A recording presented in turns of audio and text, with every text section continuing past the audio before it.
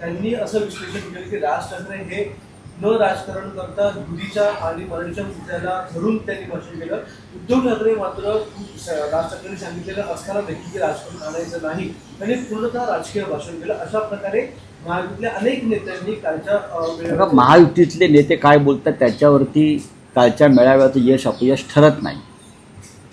राज ठाकरे यांचं भाषण जर कोणाला कळलं असेल, राज ठाकरे यांचं भाषण जर कोणाला कळलं असेल, अर्थात डोका असेल तर त्याने कळेल राज ठाकरे यांनी सुद्धा एक राजकीय भूमिका महाराष्ट्रासंदर्भात मांडली आहे. शक्ती लादून तर दाखवा असं बोलले ना ते. सत्ता विधानसभेत असेल तुमची, रस्त्यावर आम्ही आहोत, ही राजकीय विधानच असते. हिंदुहृदय सम्राट बाळासाहेब ठाकरे यांनी सुद्धा 55 वर्षापूर्वी हेच विधान केलं होतं. एअर इंडियाच्या डायरेक्टरला त्यांनी आपल्या निवासस्थानी बोलवून सांगितलं होतं नोकर भरती संदर्भात. जेव्हा ते म्हटला की आम्ही भूमिपुत्रांना, मराठी माणसांना घेणार नाही, तेव्हा बाळासाहेबांचा हेच वाक्य, हाच डायलॉग होता त्या अधिकाऱ्याला की बाबा ठीक आहे तू जा आता इथून, पण लक्षात ठेव तुझी विमानं हवेत फिरतायत, तुझी हवेत सत्ता असेल, पण मुंबईचे रस्ते आमचे आहे ते विसरू नका, तुम्हाला या रस्त्यावरनं फिरायचं आहे. हे काय नॉन पॉलिटिकल विधान नव्हतं, हे पॉलिटिकल विधान. पण महायुतीच्या नेत्यांच्या डोक्यामध्ये ही सडकी बटाटे भरलेले आहेत, त्यांना ते गोंधळलेले आहेत कालच्या विजय मेळाव्यानंतर.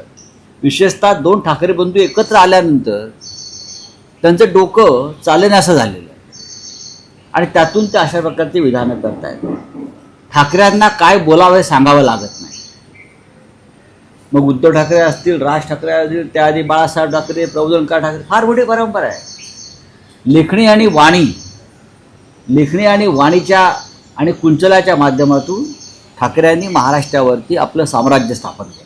मात्र फडणवीस म्हणतात की कालचं भाषण हे मराठी शब्द काही नव्हता, फक्त रुधाली होती त्या भाषणात. आणि ये पब्लिक है ये सब जानती है असं एक टोला त्यांनी लगावलेला. हाँ, पब्लिक सब जानते हैं, इसलिए तो पब्लिक आई ना कल. ये पब्लिक सब जानती है आप कितने झूठे लोग हैं. हाँ, इसलिए तो कल लाखों की संख्या में पब्लिक आ गई मिस्टर फडणवीस और मराठी के मुद्दे पर आ गई. आप बौखला गए हो, आप डर गए हो 2 ठाकरे ब्रदर्स से, ये आप साफ हो गया है. क्या रुदाली क्या होता है? अब रुदाली आपकी शुरू होने वाली है, शुरू हो गई है. मैं आपको बोल रहा हूं, आता रुदाली रडणं बरं का जाहीरपणे हे तुमचं सुरू झालंय. आता काय करा, तुम्ही आणि एकनाथ शिंदे हे रडण्याचा कार्यक्रम जाहीरपणे सुरू करा. आम्ही कार्यक्रम लावतो तुमच्या रडण्याचे, दोघांनी एकत्र.